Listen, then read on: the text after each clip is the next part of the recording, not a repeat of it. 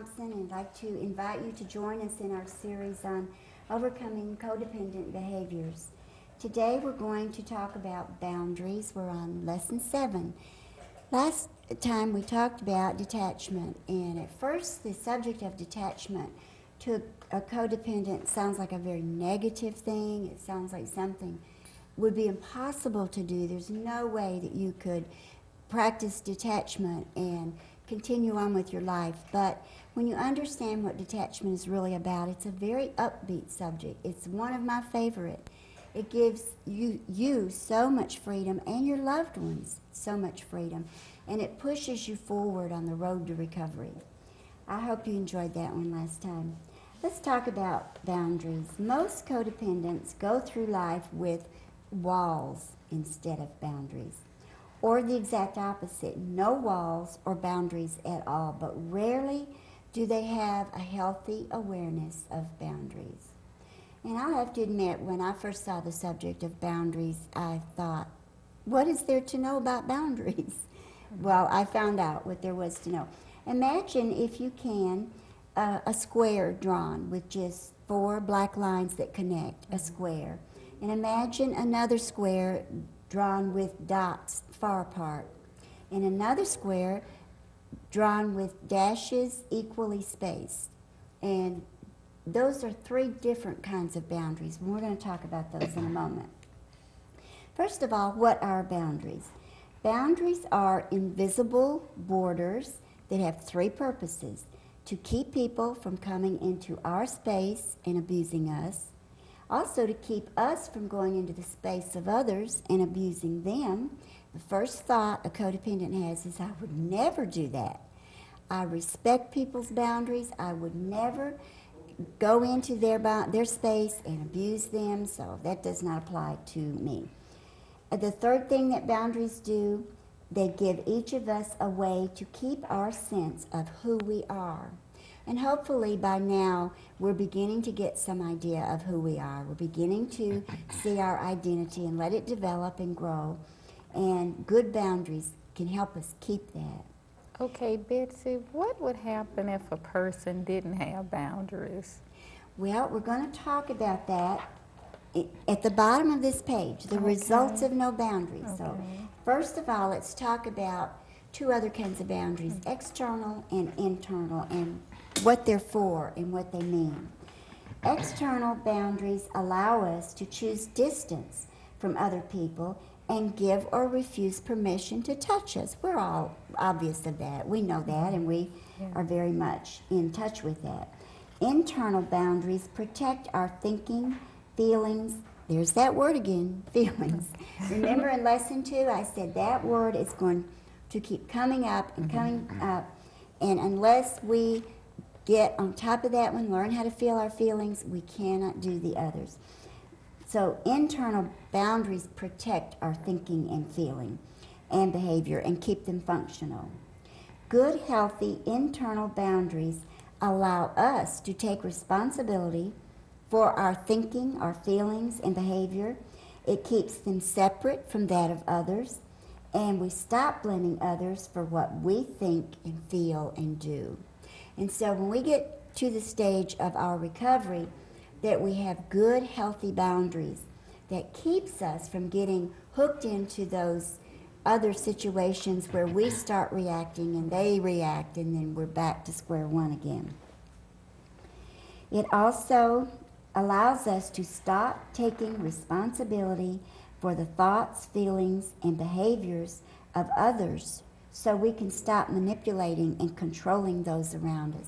Boundaries is going to help us stop all that controlling.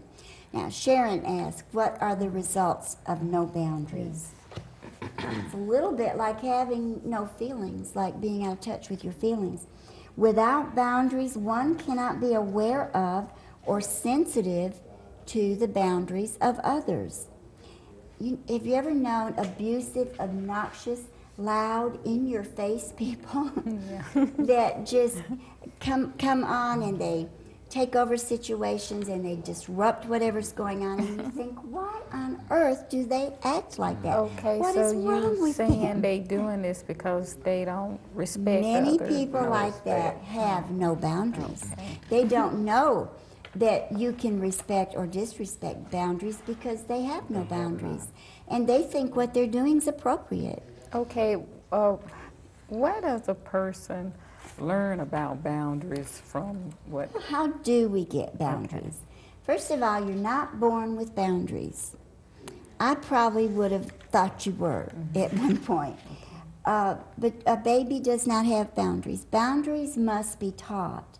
As a very small child, you had no boundaries, no internal way to protect yourself from abuse, and no way to keep from abusing others. You know, babies bite and pinch and pull hair and scream in church and throw food in restaurants. They don't have boundaries. We learn boundaries from our parents or guardians. We will grow up with the boundaries of those who raised us. People from dysfunctional homes where denial was in effect usually suffer from boundary impairment, where they either were not protected enough or protected too much denial in that home. And they got out in the world and had no boundaries and no protection. Codependents demonstrate the boundary systems that their parents had. If the parents' boundaries were non-existent or damaged, the children will develop the same boundary systems. But what if one parent had damaged boundaries and the other had, say, walls instead of boundaries? The child may grow up as an adult that shifts back and forth from one to the other. Sometimes people use walls of anger or walls of fear or silence or walls of words in place of external boundaries to control physical distance and touch with others. People can use these walls in place of internal boundaries to keep from sharing who they are with other people and to keep from listening when other people share with them. This is so important in our next lesson, which is on intimacy. Using walls instead of boundaries will prohibit intimacy with our loved ones. It is impossible to have an open, trusting relationship with someone if we have walls up where we don't allow them in and we do not allow ourselves out. Now, why do we need boundaries? Having no boundaries, one may often be offended because they're powerless to stop the offense. We can get our feelings hurt, we can get stepped on, walked on, pushed around because we have no boundaries. When our boundaries have been transgressed, we feel anger, fear, pain, and then resentment sets in, and then we want to get even with everybody. We are exposed to opportunities for resentment to occur more often than it would if we had good, healthy, functional boundaries.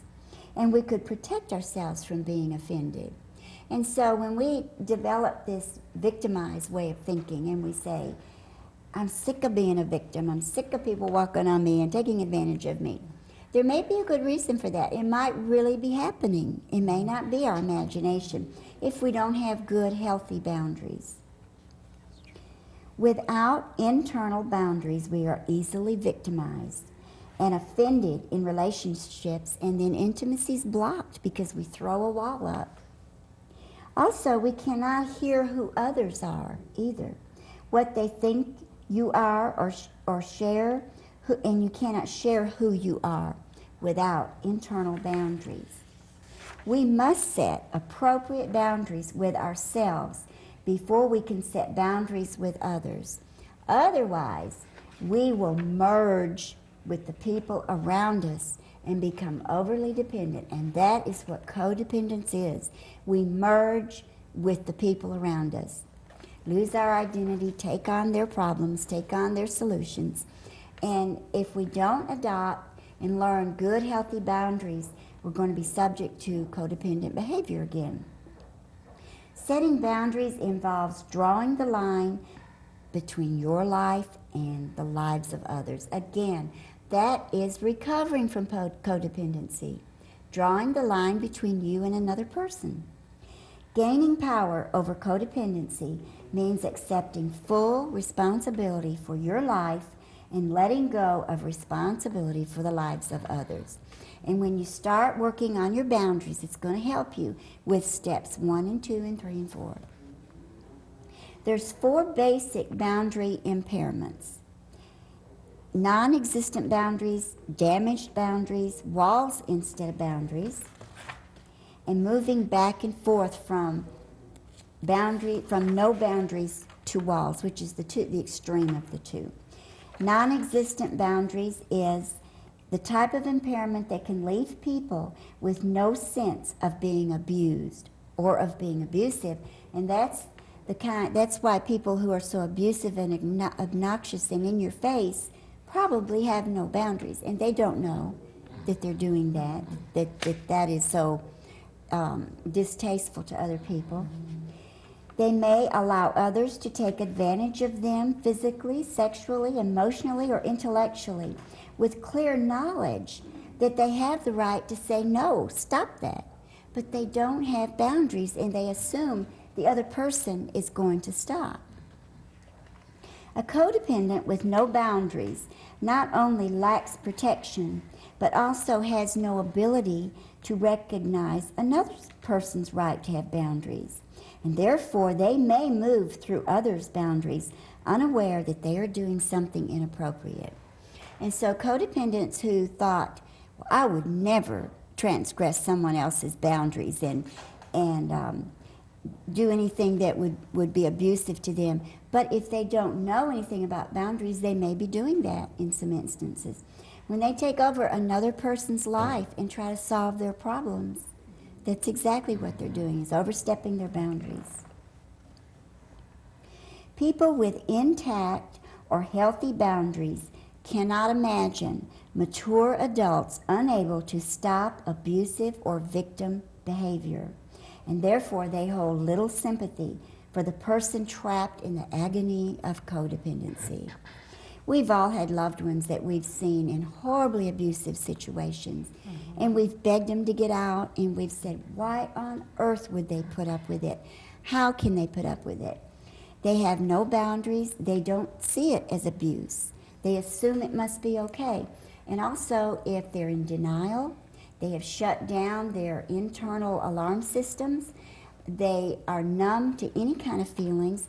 If they've never gotten in touch with their feelings, they can take enormous amounts of abuse and never even realize what's happening. Damaged boundaries is a system with holes in it. Remember I told you to imagine a square with dots far apart? It's damaged boundaries. That's not good boundaries, because people can come in and trespass on your boundaries. Oh, you saying like you leaving yourself open? Too open. You've got boundaries a little bit, sometimes, occasionally, but not enough. Okay. With damaged boundaries, one can, at times or with certain individuals, say no, set limits, and take care of themselves. But at other times or with other people, they are powerless to set boundaries. They have only partial awareness that others have boundaries. They feel the same way about others. Occasionally, they will respect another person's boundaries, but then other times, totally oblivious to them. They may step into someone else's life and try to control or manipulate them. And there is another reason why codependents do what they do, because they have unhealthy boundaries. And walls instead of boundaries, I would have thought at one time, well, that's good. Yeah, you get some good, strong, thick walls up. Don't let anybody hurt you or abuse you. But walls are a substitute for intact boundaries and are usually made up of anger or fear. These people send out very clear messages: don't come near me. Their anger may be easily triggered so that others may stay clear of them, or are very careful what they say or how they say it. People that you have to walk on eggs around have walls instead of boundaries. Also, very fragile, fearful people use walls to avoid contact with anyone. And there's two types of walls: silence and words. One using a wall of silence does not emit an energy field of emotion. They sort of fade into the woodwork, and they observe what's going on in life instead of participating in it. One using a wall of words may take over a conversation. We've all known people like that. They come in and just totally take over the situation by compulsive talking, not allowing others to contribute. This is controlling and manipulative and a strong sign of codependency. Now, some people may switch from a wall of silence to a wall of words anytime, though always remaining invulnerable behind the thick wall. And the last damaged boundaries or boundary impairment is moving back and forth from no boundaries to walls. This usually happens when a codependent risks coming out from behind his wall and becomes vulnerable. The person suddenly realizes that they're too vulnerable and they're defenseless because they have no boundaries. Experiencing life without boundaries is painful, whether the person encounters a true offender or someone who is merely taking responsibility for their own life. And so a codependent who ventures out from behind their wall and has no boundaries, doesn't know what the rules are, what's going on out there, can be hurt very easily. Betsy, usually when people have walls, aren't they people who have been hurt? Oh yes, they've been hurt, so they throw up a wall and then they decide to come out from behind the wall, but they didn't get healthy first and they didn't get some good healthy boundaries. And when they do that and someone hurts them, that other person may not intend to hurt them at all. They might just be exercising their freedom to have boundaries. But the person with no boundaries wouldn't know that and would take it personally and would think it was done to hurt them. And that kind of person would be very hard to deal with. Have a relationship Have with. a relationship You couldn't. with. You'd be Whether, frozen from them. yes, whether it was a parent, a child, a friend, no matter who it was. But you have to respect their boundaries, That's right. eventually. The exposed codependent experiences this pain and quickly retreats again to what walls give protection: the wall of anger, the wall of fear or silence or words, because they don't want to be attacked again. They will feel as though they are being attacked when really the other person was just being cautious. So they take everything personal. With no boundaries. The sad thing about walls is that although they do give solid protection, they do not allow for intimacy and leave the codependent even more isolated and lonely. Well, what in the world are healthy boundaries? With intact, flexible, and internal boundaries, people can have intimacy in their lives when they choose, but are protected against being abused physically, sexually, emotionally, intellectually, or spiritually, except when confronted by a major offender. So even people with healthy, good, solid, strong boundaries can be hurt. But that's part of life, and that's part of being vulnerable. When this happens, one may feel pain, fear, and anger, but resentment and the desire to punish that person is avoided because they're healthy. They got hurt, okay, forget it, they get over it. And this is a good sign of healthy behavior and that you're on the road to recovery.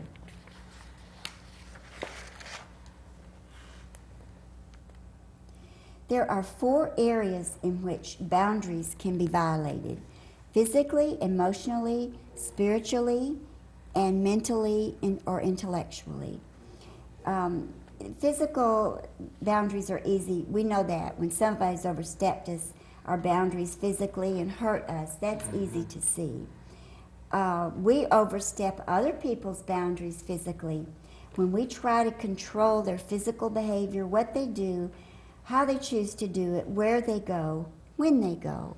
And you see, way back then when we were practicing codependent behaviors, we were stepping on other people's boundaries and didn't have a clue, had no idea. Emotionally, others cannot overstep your boundaries unless you allow them. They cannot make you feel any particular way. That's hard to understand and hard to realize, that other people cannot make us feel a certain way.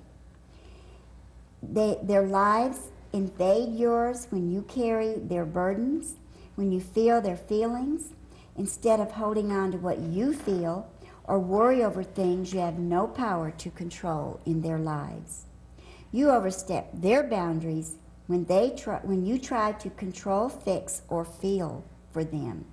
This includes trying to make them love you, trying to make them happy, make them feel sorry for something they've done. That's overstepping their emotional boundaries. This is a good one. I think this is very insightful. Spiritually, others overstep your boundaries when they require you to stifle your spiritual life to make them feel more comfortable. And we've all known people like that. Or when they require you to believe exactly as they believe. That's overstepping your boundaries. You can overstep their boundaries when you take responsibility for their spiritual life. How many times have we done that with our loved ones that we've tried to save?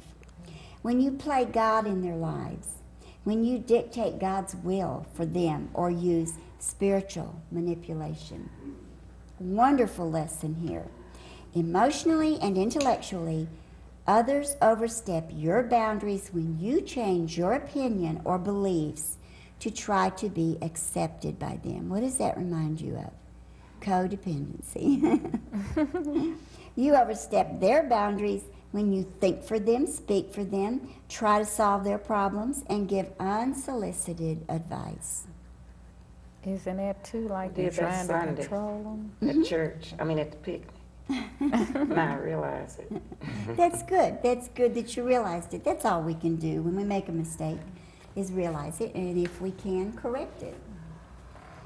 Establishing boundaries is exciting and rewarding and well worth the effort. It brings security and respect to all relationships.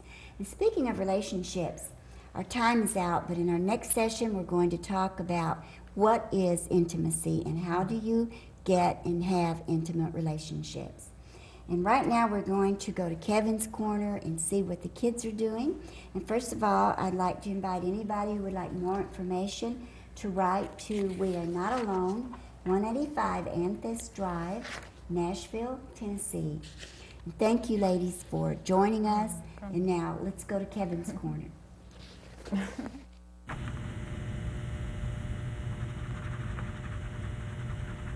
Hi, I'm Kevin. This is Kevin's Corner. These are my friends, Mario, Eric, and Caress. Our story today is boundaries. Betsy? Thank you, Kevin. Boundaries is a very, very important story. It's very important to have boundaries. Not everybody knows that.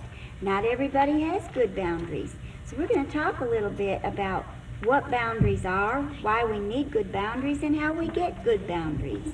We're going to talk about Jamie again today, and we're going to hear a story about Jamie. Jamie came home from school the first day in tears. "Nobody likes me," cried Jamie. "I don't have any friends. Why don't the other kids want to play with me?" Maybe Jamie doesn't have any boundaries. What are boundaries? Boundaries are invisible borders. A border is a line drawn around something. This page has a border drawn around it. These boundaries protect us. They protect us from people who might try to come into our space and abuse us. And they keep us from going into the space of others and abusing them. So it's very important to have boundaries. We can have outside boundaries and we can have inside boundaries. Outside boundaries help us choose how near we may want someone to stand or sit by us. If we do not have good outside boundaries, we may get too close to other people or shove or push without even knowing that we're doing it. Inside boundaries help us choose good thoughts and good feelings. Good inside boundaries help us see when someone is not treating us right so we can stop them. If we do not have good inside boundaries, we may use bad words or say unkind things around people, or we may be too loud around people, and they won't want to be around us. Without boundaries, we might treat other people bad and not even know that we're doing it. And so you see, it's very important for us to have boundaries so that we can get along better with people and have friends. Jamie's mother sat him down that first day of school and told him about boundaries. She helped Jamie to understand that if you will learn how to set boundaries with your friends and then have those same boundaries for other people, your friends will like you better and they'll want you to play with them. Jamie went to bed that night and he prayed, "Now I lay me down to sleep. I pray the Lord to help me learn how to set boundaries and help me keep those boundaries with my friends." Jamie couldn't wait to go to school the next day and make new friends. Let's ask some questions about boundaries. Kevin, what are boundaries? Boundaries are about borders to protect us. Oh, that's a good answer. Eric, what are the two types of boundaries? Inside and outside. Very good, Eric. Okay. Mario, what are some of the things we may do if we do not have good boundaries? We may talk too loud or say the wrong thing or shove or push when you should not. A good answer, Mario. Did anybody learn anything about boundaries today? Good. I hope you did. Let me see your pictures. Ooh, looking good. Wow. Thank you, Kevin. Thanks for coming to Kevin's Corner. See you next time. Bye-bye.